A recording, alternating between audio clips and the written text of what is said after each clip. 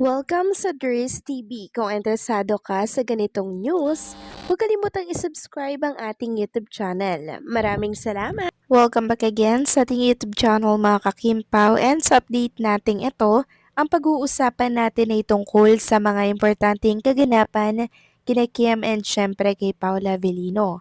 Pero bago po ang lahat, maraming salamat sa inyong patuloy na pagsuporta at pagsubaybay sa mga daily update natin.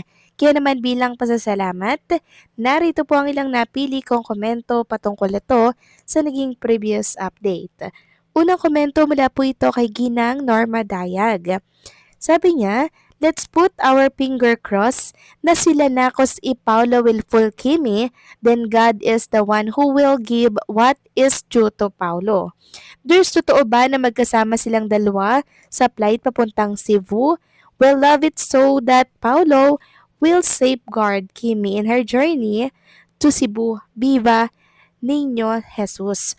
So maraming salamat sa komento ginang Norma Dayag, no?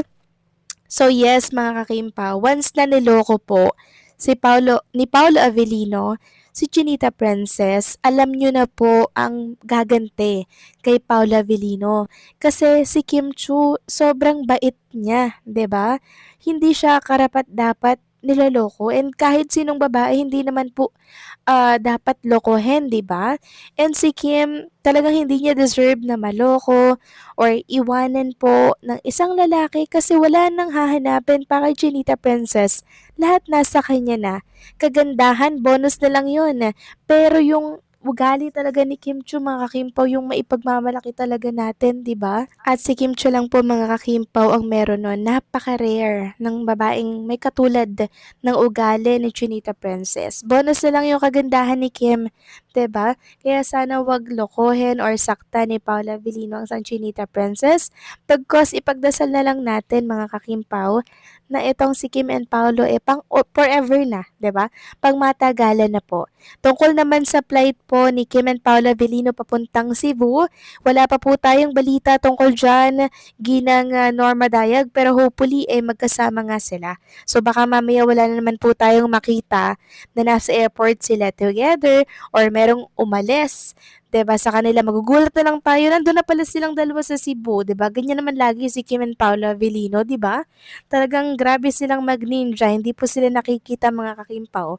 Paano ba naman kasi yung isa naka-mask, naka-cap, todo kung pagsuot ng cap or ng face mask. Kaya wala pong nakakakita at malaya silang makagalaw, hindi po ba? So bukas tingnan natin, mga kakimpaw, kung meron na po tayong update tungkol dito, okay? So maraming salamat sa komento, Ginang Norma Daya. God bless po and mabuhay kayo. At ang next comment naman mula po kay Ginang Corazon Carilla. Sabi niya, Ma'am Ders, may nakalagay na live sa It's Showtime.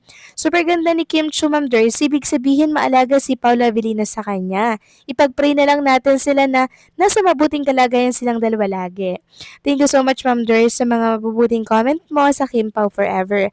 Happy Pest Day, Viva Pete Senyor, Santo Niño de Cebu. So tama po kayo dyan, Ginang Corazon Carilla. Pag magaling mag-alaga ang isang lalaki or ang partner mo, talagang ang reflect po ay sa iyong asawa, sa iyong iniirog.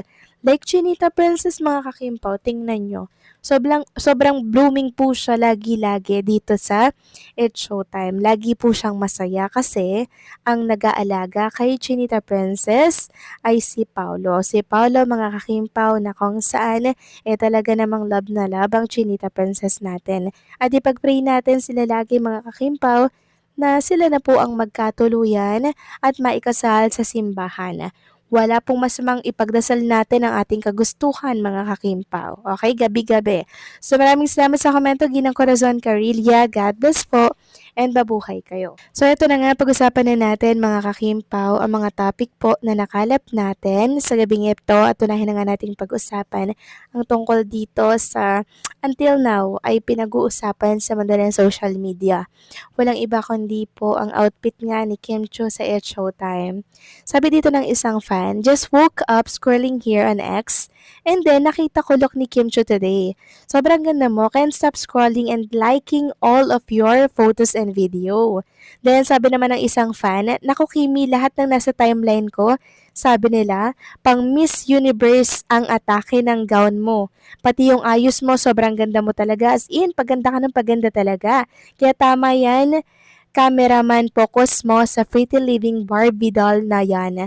Then, sabi niya pa, sobrang ganda mo talaga. Malamang inggit na naman ng mga bashers mo kasi idol nila hindi ganito ka-pretty and ka-sexy.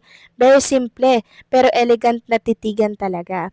Wala yatang gown na hindi babagay and hindi ka pupurihin na vest on gown ka talaga and panalo din sa visuals. Yes, tama po itong mga komento ng Kimpo fans kay Chinita Princess and meron nga po ako nabasa na hinihikayat nila si Kim Chu na sumali daw po sa Miss Universe. Yes, pwedeng-pwede si Chinita Princess sa Miss Universe mga Kimpaw.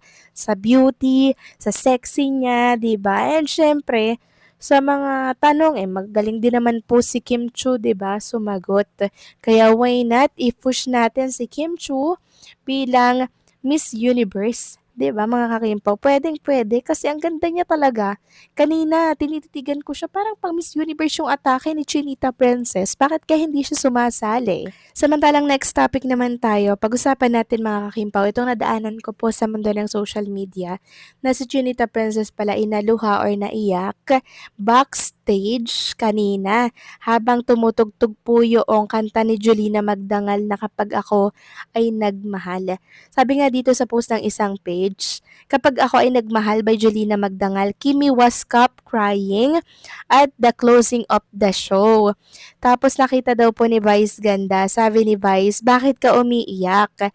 Team song nyo yan? And ang tanong nga po ng ilang Kimpo fans, kaninong team song? Tapos may nag-reply naman na kay Paulo daw and Chinita Princess. Kasi ito daw yung kinanta ni Chinita Princess nung show ng Showtime sa abroad. Tapos kinilig daw si Paulo Avellino. Nung time na Milan ata yun mga kakinto. Tapos kinilig daw si Paulo Avellino. So ano kaya yung naalala dito ni Chinita Princess, no? Bakit kaya siya naluluha? Bakit kaya siya ay natatouch? Kasi tayo, ayaw po nating nakikita si Chinita Princess na umiiyak, nasasaktan, 'di ba? Or may pinoproblema mga kakimpo kasi parang tayo na rin po yung nasasaktan para sa kanya. Gusto natin happy lang si Chinita Princess. Pero pag ganito kasing umiiyak siya, 'di ba? Naluluha siya. Siguro tears of joy mga kakimpo kasi ayokong isipin na meron na naman siyang problema kasi may stress na naman tayo mga kakimpo eh. Isipin na lang natin na parang nagpa-flashback sa isipan ni Chinita Princess yung mga una po nilang ganap ni Paolo Avellino, 'di ba? Gano'n na lang iisipin natin kasi hindi naman po yan iiyak mga kakimpaw kung wala pong dahilan, hindi po ba? Basta kahit anumang dahilan yan, andito lang tayo mga Kimpaw fans, nakahanda po tayong sumuporta kay Kim, gano'n din po kay Paolo Avellino. Kayo ba mga kakimpaw, sa tingin po ninyo, bakit kaya umiiyak si Chinita Princess kanina, no? Please comment down below and syempre don't forget to like, share, comment, and subscribe.